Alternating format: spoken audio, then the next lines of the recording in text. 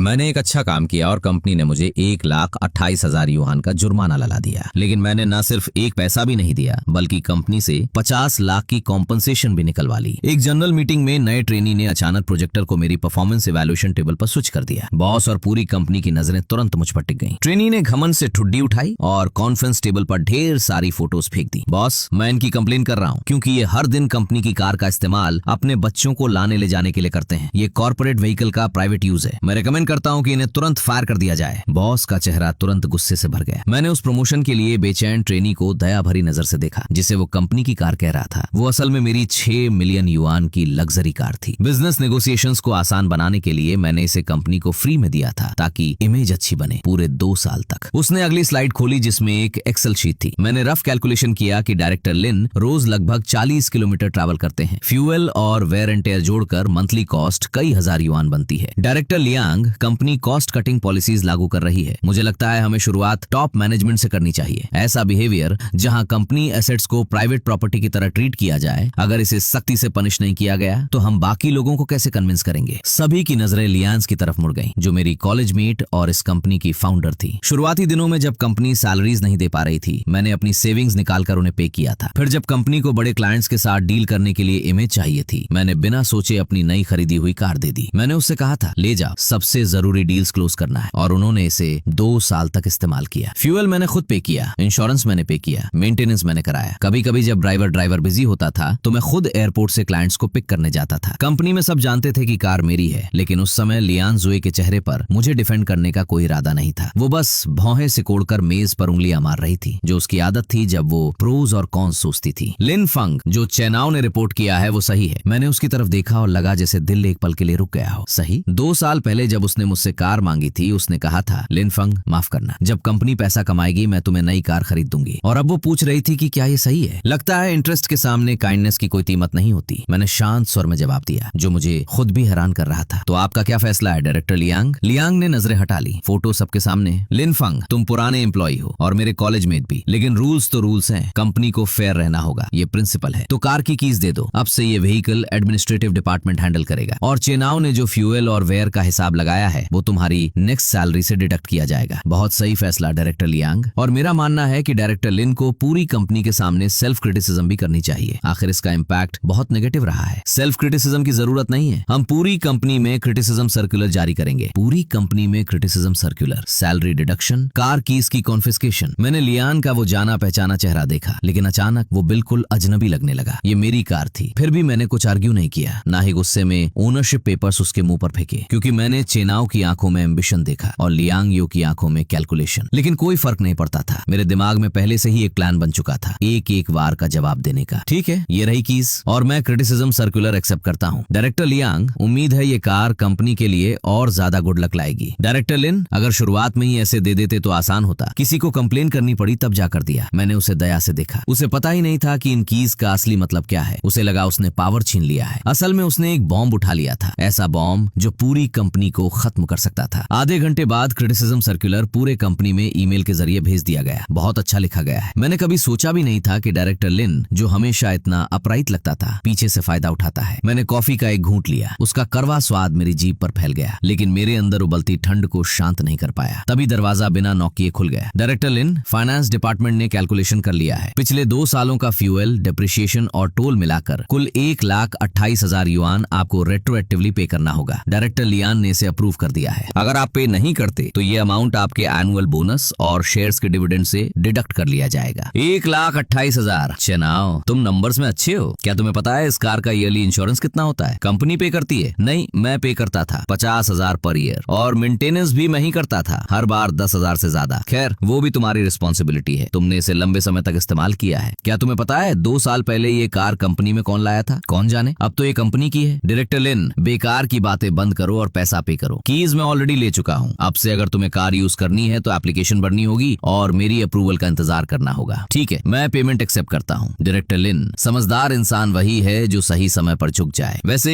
Director ली ने कहा है कि नेक्स्ट वीक एक इंपॉर्टेंट क्लाइंट आ रहा है। कार से अपने पर्सनल सामान हटा लेना। ऐसा ना हो कि क्लाइंट बेबी सीट या टॉयज देखकर कंपनी की इमेज खराब समझे। एक ट्रेनी जिसे कंपनी में आए 3 महीने भी नहीं हुए, वो COO लेवल के डायरेक्टर की व्हीकल यूसेज अप्रूव करेगा? सिर्फ सोच कर ही ये पूरी तरह एब्सर्ड एब्सर्ड लग रहा था। हेलो लॉयर, मैं लिन फेंग बोल रहा हूँ। हाँ, मुझे एक लीगल मैटर पर कंसल्ट करना है, कंपनी द्वारा प्राइवेट प्रॉपर्टी के इलीगल एप्रोप्रिएशन और रेट्रोएक्टिव चार्जेस के बारे में। फोन रखने के बाद मैंने ड्रॉर खोला, नीचे से एक एनवेलप निकाला। डॉक्यूमेंट्स, मेरे पास सबूत थे, हर ट्रांसफर रिकॉर्ड, हर इनवॉइस, सब संभाल कर रखा था। रजिस्ट्रेशन सर्टिफिकेट पर साफ लिखा था लिन फेंग। 2 साल पहले लियांगवे की मदद के लिए मैंने कार कंपनी को दे दी थी। लिन फेंग, क्या मुझे तुम्हारे साथ रेंटल कॉन्ट्रैक्ट साइन नहीं करना चाहिए? मैं तुम्हें 2000 पर मंथ रेंट दे सकती हूँ। छोड़ो, हम दोस्त हैं, कंपनी अभी शुरू हुई है, थोड़ा बचा लेते हैं, इसलिए हमने कुछ भी साइन नहीं किया। मुझे लगा ये फ्रेंडशिप है। अब समझ आया, वो चाकू था जो मैंने खुद उनके हाथ में दे दिया। अगर उन्हें फॉर्मल होना है, हिसाब करना है तो ठीक है, पूरा हिसाब होगा। मैं खड़ा हुआ, ऑफिस से निकला और अंडरग्राउंड पार्किंग में गया। ये कुशन फेंक दो, कितना बेकार है, और ये डेकोरेशन क्या है, इसे भी फेंको। ट्रंक के बॉक्सेस भी निकालो, कौन जाने क्या पर्सनल सामान हो। वो मेरा 8000 युआन का कस्टमाइज्ड लेदर कुशन था, और वो डेकोरेशन मेरी बेटी का हैंडमेड लकी चार्म था। ड्राइवर, कार यहीं छोड़ो, हम ऊपर जा रहे हैं। चेना खुद ड्राइवर सीट पर बैठ गया, स्टीयरिंग पकड़कर फोटो ली और सोशल मीडिया पर पोस्ट किया, माय न्यू राइड। मेहनत करने वालों की किस्मत कभी खराब नहीं होती। मैंने वो पोस्ट देखा और लाइक कर दिया। एंजॉय करो चेनाओ, उम्मीद है ध्यान से चलाओगे। आखिर ये कार थोड़ा एटीट्यूड वाली है, सिर्फ अपने असली मालिक की सुनती है। अगली सुबह एचआर मैनेजर ने मुझे बुलाया। डायरेक्टर लिन, आपकी डिसिप्लिनरी वायलेशन का इम्पैक्ट काफी बड़ा रहा है। कंपनी ने फैसला लिया है कि आपकी कुछ रिस्पॉन्सिबिलिटीज सस्पेंड की जाएंगी। ये रिस्पॉन्सिबिलिटीज ट्रेनी चेनाओ को ट्रांसफर होंगी। डायरेक्टर लियान का कहना है कि चेनाओ भले ही यंग है, लेकिन स्ट्रॉन्ग प्रिंसिपल्स रखता है और प्रॉब्लम्स पॉइंट आउट करने में फियरलेस है। कंपनी उसे एक्सेप्शनल प्रमोशन देकर ऑपरेशन सुपरवाइजर बनाने की प्लानिंग कर रही है। एक्सेप्शनल प्रमोशन, मेरे ऊपर चढ़कर सुपरवाइजर बनना। चेनाओ ने अच्छा डील किया था। डायरेक्टर लियान ने कहा है कि आप क्लाइंट इन्फॉर्मेशन हैंडओवर करें, खासकर मिस्टर साओ से रिलेटेड। वो नेक्स्ट मंडे आ रहे हैं और मुझे पहले से प्रिपेयर होना है। मिस्टर साओ वैनजून उस समय कंपनी का सबसे इंपॉर्टेंट क्लाइंट था, जिसे हमने 2 साल पहले कंपिटिटर्स से छीना था, उसी कार की वजह से। कुछ डिटेल्स फाइल्स में नहीं होंगी, है ना? जैसे मिस्टर साओ को क्या पसंद है, क्या फूड रिस्ट्रिक्शंस है, क्या हॉबीज है। मिस्टर साओ को दा होंग पाओ टी पसंद है, सी फूड नहीं खाते और गोल्फ खेलना पसंद है। मैंने आधा सच बताया। उन्हें दा होंग पाओ सच में पसंद था, सी फूड नहीं खाते थे, लेकिन उन्हें सबसे ज्यादा नफरत उन यंग लोगों से थी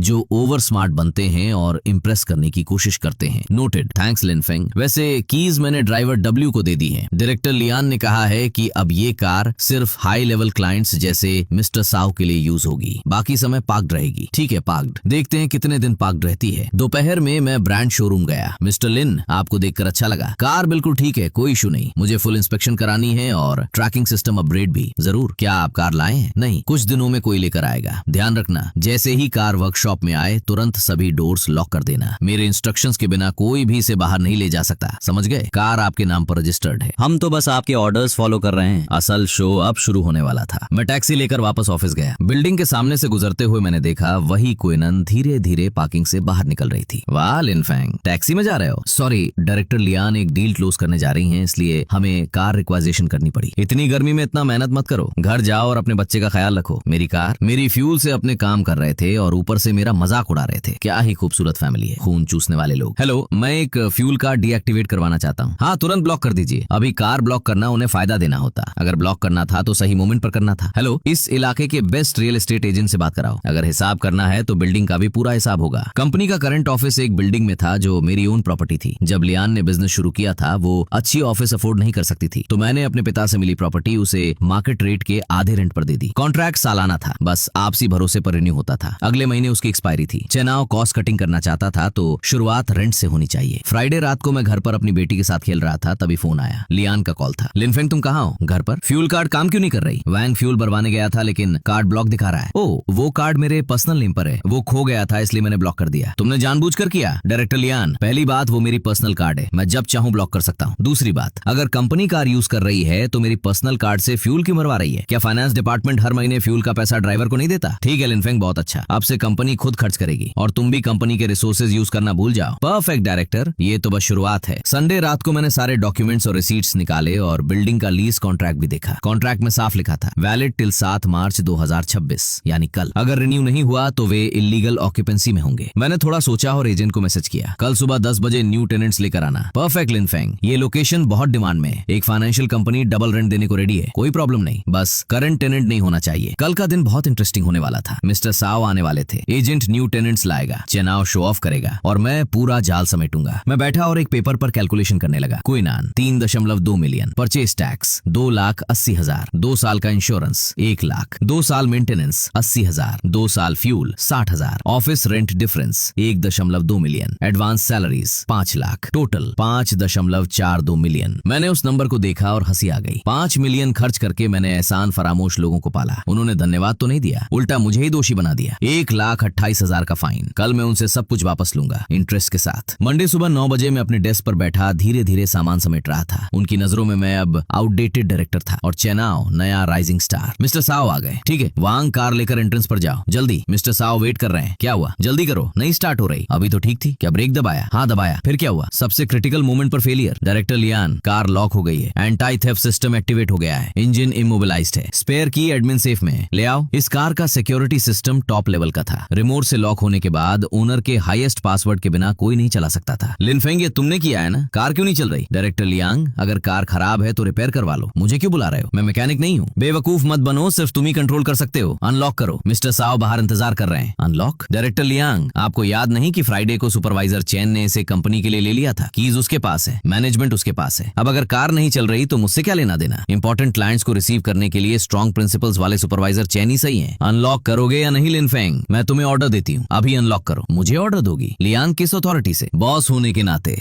मेरी बॉस। तो मैं भी आपको नोटिफाई कर दूं? वो कार मेरी प्राइवेट प्रॉपर्टी है और ये डिसाइड करने का पूरा अधिकार मेरा है कि वो कब चलेगी और कब नहीं। इस वक्त मेरा मूड ठीक नहीं है, इसलिए कार भी नहीं चलेगी। डायरेक्टर लियांग, क्या आप अपने क्लाइंट्स के साथ ऐसा ही बिहेवियर करती हैं? मिस्टर साव, हमें बहुत अफसोस है, कार में अचानक प्रॉब्लम आ गई। हम अभी ठीक करते हैं, अभी ठीक करते हैं। लिन फोंग रिजाइन करने वाला है। हाँ मिस्टर साव, ये कंपनी मेरे लिए बहुत छोटी है। जैसा आप देख रहे हैं, मेरी कार भी कॉन्फिस्केट कर ली गई और मुझे निकाल दिया गया। डायरेक्टर लियांग, मुझे याद है 2 साल पहले मैंने आपकी कंपनी के साथ काम करने का फैसला सिर्फ मिस्टर लिन की वजह से किया था। जी मिस्टर साव, ये सब मिसअंडरस्टैंडिंग है। मिसअंडरस्टैंडिंग? मिस्टर लिन की कार कॉन्फिस्केट कर ली गई और उन्हें निकाल दिया गया, ये भी मिसअंडरस्टैंडिंग है? मैं खुद उस कार में बैठा हूँ। उस समय मिस्टर लिन ने कहा था कि ये उनकी सिंसियरिटी दिखाने के लिए है, क्लाइंट्स को रिसीव करने के लिए। तो अब ये आपके मुंह से कॉर्पोरेट व्हीकल का प्राइवेट यूज कैसे बन गया? मिस्टर साव, मुझे एक्सप्लेन करने दीजिए। सबसे पहले रूल डायरेक्टर लिन ने ही तोड़ा था। चुप रहो लिनफोंग। मिस्टर साव को बताओ कि ये सब इंटरनल इशू है, हम आपस में रिजॉल्व कर लेंगे। दूसरों के सामने तमाशा मत बनाओ। डायरेक्टर लियांग, जब आपने क्रिटिसिज्म सर्कुलर जारी किया था तब आपने नहीं सोचा कि ये पब्लिक एम्बैरेसमेंट होगा? जब आपने चेनाव को मेरी चीजें जमीन पर फेंकने और उन्हें कुचलने दिया तब आपने नहीं सोचा? मिस्टर साव, माफी चाहता हूँ कि आपको ये सब देखना पड़ा, लेकिन आज से मेरा इस कंपनी से कोई संबंध नहीं है और ये कार मैं वापस ले रहा हूँ, अनलॉक्ड। जो लग्जरी कार अभी तक डेड लग रही थी अचानक जिंदा हो गई। वांग, नीचे उतरो। ड्राइवर तो पहले ही उतर चुका था। मेरी आवाज सुनते ही जल्दी से हट गया। मिस्टर साव, अगर आपको ठीक लगे तो मैं आपको इस कार में आपके अगले डेस्टिनेशन तक छोड़ देता हूँ। जहाँ तक इस कंपनी की बात है, इनके लिए शेयर्ड बाइक्स ज्यादा सही रहेंगी। बहुत बढ़िया कहा मिस्टर लिन। दरअसल मेरे पास एक नया प्रोजेक्ट है और मुझे एक एक्सपीरियंस पार्टनर की जरूरत है। चलते चलते बात करते हैं। मिस्टर साव मत जाइए, हमने अभी बात पूरी नहीं की। लियांग ने साव बानजून की स्लीव पकड़ने की कोशिश की, लेकिन उसके बॉडीगार्ड ने बीच में आकर उसे रोक दिया। डायरेक्टर लियांग, बिजनेस करने से पहले इंसान बनना पड़ता है। अगर कैरेक्टर सही नहीं है तो बिजनेस में आगे नहीं बढ़ सकते। ये कहकर साव बानजून मुड़ा और मेरी कार की तरफ बढ़ गया। मैंने डोर खोला, फिर ड्राइवर सीट पर बैठकर कार स्टार्ट की। V12 इंजन की भारी आवाज गूंजी, जैसे कोई दबा हुआ जानवर आखिरकार आजाद हो गया हो। रियर व्यू मिरर में मैंने लियांग को जमीन पर गिरते हुए देखा। कार कॉम्प्लेक्स से बाहर निकल गई, सब पीछे छोड़ते हुए। मिस्टर लिन, ये बहुत शानदार था। मिस्टर साव, आप ज्यादा तारीफ कर रहे हैं, लेकिन क्या इतना काफी है? उनके लिए तो ये बहुत आसान हो जाएगा। आसान? बिल्कुल नहीं। 10 बजे तक एजेंट नए टेनेंट्स के साथ पहुंच चुका होगा। मेरा फोन वाइब्रेट हुआ, मैसेज था, लिनफेंग हम पहुंच गए हैं। डायरेक्टर लियांग की हालत ठीक नहीं है और रिसेप्शन हमें अंदर नहीं जाने दे रहा। मैंने रिप्लाई किया, सीधे पुलिस को बुलाओ, इल्लीगल ऑक्यूपेशन, कॉन्ट्रैक्ट और प्रॉपर्टी पेपर्स रेडी रखो। रिसीव्ड। मैंने फोन रखा और हल्की मुस्कान दी। लियांग, शो अभी शुरू हुआ है। मिस्टर साव को छोड़ने के बाद मैं सीधे लॉ फर्म गया। मिस्टर लिन, आपके दिए गए प्रूफ्स के अनुसार आपके केस के जीतने के चांसेस बहुत ज्यादा है। Vehicle usage charges, advance funds और रेपुटेशन डैमेज के लिए। और बिल्डिंग लीज के मामले में क्योंकि उन्होंने रिन्यू नहीं किया और खाली नहीं किया, आप फोर्स्ड एविक्शन और डबल रेंट क्लेम कर सकते हैं। लॉयर वैंग, एक और चार्ज जोड़ो। कौन सा? डेफमेशन। चेनाव ने झूठे आरोप लगाए, मेरी रेपुटेशन खराब की। मैं उसे पर्सनली सू करूंगा और पब्लिक अपॉलॉजी के साथ कंपनसेशन भी मांगूंगा। ये प्रूव करना थोड़ा मुश्किल हो सकता है क्योंकि ये इंटरनल मेल्स है, मेरे पास रिकॉर्डिंग्स है। जल्दी पेमेंट करो। मैं कार की कीज ले चुका हूँ। अब से अगर कार यूज करनी है तो मेरी अप्रूवल लेनी होगी और अगर ओबे नहीं किया तो मिस्टर लिन, आप बहुत प्रिपेयर्ड है। अब चेनाव बच नहीं पाएगा। जब मैं लॉ फर्म से निकला तब शाम हो चुकी थी। एजेंट पुलिस और नए टेनेंट्स को लेकर बिल्डिंग पहुंच चुका था। ये प्रॉपर्टी पेपर्स और लीज कॉन्ट्रैक्ट है। कॉन्ट्रैक्ट पिछले महीने एक्सपायर हो चुका है, रिन्यूअल नहीं हुआ। आपके पास 3 दिन है खाली करने के लिए। कुछ डरावने दिखने वाले लोग एंट्रेंस पर खड़े थे और रिसेप्शन पर बैठा लड़का डर से कांप रहा था। नए टेनेंट्स डेट कलेक्शन का काम करते थे और वो लोग मेरे जैसे बिल्कुल भी पोलाइट नहीं थे। लियान अपने ऑफिस में बंद हो गई और बाहर आने की हिम्मत नहीं हुई। चिनाव को ढाल बनाकर आगे कर दिया गया, लेकिन उन कलेक्शन वालों ने कुछ ही सेकंड में उसे चुप करा दिया। आखिर में वो रोने लगा। अरे लड़के, तेरी बॉस कहाँ है? खुद छिप गई और तुझे आगे कर दिया। मुझे नहीं पता। उधर साओ वन जून ने भी तुरंत एक्शन लिया। दोपहर 2 बजे एसएओ ग्रुप के लीगल डिपार्टमेंट ने ऑफिशियल नोटिस भेज दिया। लियान की कंपनी के सारे कॉन्ट्रैक्ट्स टर्मिनेट कर दिए गए और ब्रीच के लिए क्लेम का अधिकार भी रिजर्व रखा गया। इतने बड़े झटके के बाद लियू की कंपनी प्रैक्टिकली खत्म हो गई। तभी लियांगवे का कॉल आया। हाँ लिन फोंग, तुम्हें और क्या चाहिए? क्या तुम मुझे पूरी तरह बर्बाद करोगे? डायरेक्टर लियांग, आप ऐसा क्यों कह रही हैं? मैं तो बस अपना हक वापस ले रहा हूँ। अगर मिस्टर साओ ने कॉन्ट्रैक्ट तोड़ा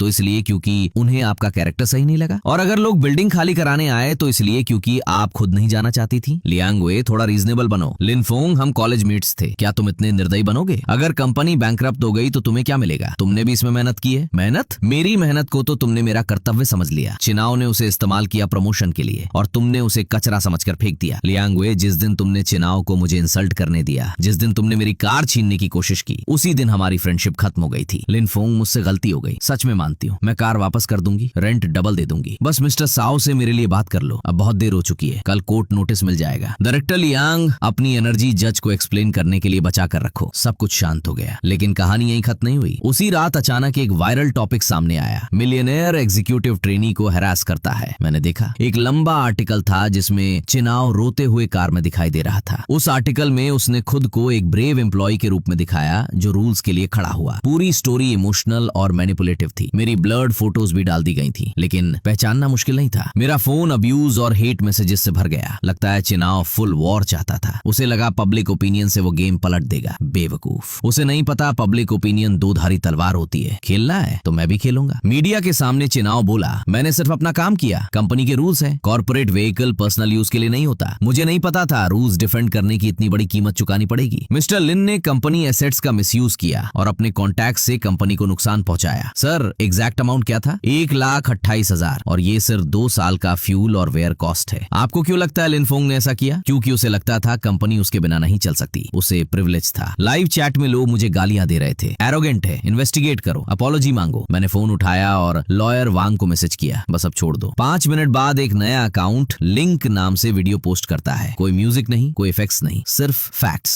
पहला, proof chain, car invoice, registration, insurance, maintenance records. दूसरा, money flow, bank statements, fuel card records. Live chat अचानक शांत हो गया। रिपोर्टर्स के फोन्स पर भी नोटिफिकेशन आया। उनकी सिंपैथी तुरंत शॉक और एक्साइटमेंट में बदल गई। डायरेक्टर लियांग, मिस्टर लिन के प्रूफ सही हैं। कार उनकी पर्सनल प्रॉपर्टी है। मिस्टर चेन, क्या रिकॉर्डिंग में थ्रेट्स आप दे रहे हैं? क्या आप पब्लिक सिंपैथी मैनिपुलेट कर रहे थे? नहीं, ये एडिटेड है, फेक है, सब मिसअंडरस्टैंडिंग है। लियांग वे चिनाव को लेकर भागने की कोशिश करती है। कैमरा सब रिकॉर्ड कर लेते हैं। लियांग वे पूरी तरह टूट चुकी थी। चिनाव का चेहरा सफेद पड़ चुका था। ये बैटल में जीत चुका था पूरी तरह। कुछ दिनों बाद लियान की कंपनी ऑफिशियली बैंकरप्ट घोषित हो गई। असल में ऐसा होना जरूरी नहीं था, लेकिन उसने मिस्टर साओ को नाराज कर दिया। पब्लिक में इंसल्ट हुई, क्लाइंट्स चले गए और ऊपर से मेरा लीगल क्लेम। पूरी फाइनेंशियल चेन टूट गई। चिनाव को निकाल दिया गया। कहा जाता है वो बहुत बेइज्जती के साथ गया। कॉलीग्स ने उसे ब्लेम किया, कुछ ने उस पर पेपर्स भी फेंके। जब उसने लियांगवे से कॉम्पनसेशन मांगा तो उसने उसे जोरदार थप्पड़ मारा। सब तुम्हारी वजह से हुआ। अगर तुम स्मार्ट बनने की कोशिश ना करते तो कंपनी कभी नहीं गिरती। उस एक थप्पड़ ने उसका करियर भी तोड़ दिया और उसका सपना भी। 1 महीने बाद मेरी नई कंपनी के ऑफिस में मैंने लियांसु को रिसीव किया। लिनफोंग, आपके लिए कोई आया है? लिनफोंग, हमारी पुरानी फ्रेंडशिप के लिए केस वापस ले लो। अब मेरे पास कुछ भी नहीं बचा। मेरा घर और कार जब्त हो चुके हैं। मैं कर्ज में डूबी हुई हूँ। अगर तुम केस जारी रखते हो तो मैं जेल चली जाऊंगी। लियान यू, जब तुम मुझे 1,28,000 का फाइन लगा रही थी तब क्या तुमने इस दिन के बारे में सोचा था? मैं जेलसी में अंधी हो गई थी। मुझे तुम्हारे पैसे से, तुम्हारी एबिलिटी से और इस बात से जलन थी कि पूरी कंपनी तुम्हें फॉलो करती थी। मैं साबित करना चाहती थी कि मैं बॉस हूँ। मैं तुम्हें सुपर पास करना चाहती थी, इसलिए तुमने चेनाओ को टॉलरेट किया। हाँ, वो मुझे मेरी यंगर सेल्फ की याद दिलाता था। एम्बिशन से भरा हुआ एम्बिशन। अगर वो एबिलिटी और प्रिंसिपल से सपोर्टेड ना हो तो वो सिर्फ ग्रीड होती है। लिनफोंग, सच में मुझसे गलती हो गई। प्लीज मुझे माफ कर दो। कम से कम मुझे तुम्हारे लिए काम करने दो ताकि मैं कर्ज चुका सकूं। मैंने उसे जमीन पर घुटनों के बल बैठे देखा, लेकिन मुझे कोई सेटिस्फैक्शन नहीं हुआ, सिर्फ दुख हुआ। ये वही कॉलेज फ्रेंड थी जिसे मैंने दिल से हेल्प किया था। ये वही पार्टनर थी जिस पर मैंने भरोसा किया था। इंटरेस्ट के सामने इंसान इतना कमजोर हो जाता है। लियांग, मुझे स्टाफ की कमी नहीं है। मैं खड़ा हुआ और ग्लास विंडो के पास जाकर नीचे शहरी शहर की भीड़ देखने लगा। केस जारी रहेगा, 50 मिलियन की कंपनसेशन फाइनल है, ये प्रिंसिपल है। अब तुम्हारा आगे क्या होगा ये तुम्हारी किस्मत है, तुम जा सकती हो। लियांग ज्यू के बाद अगला नंबर चेनाओ का था। उसने मुझे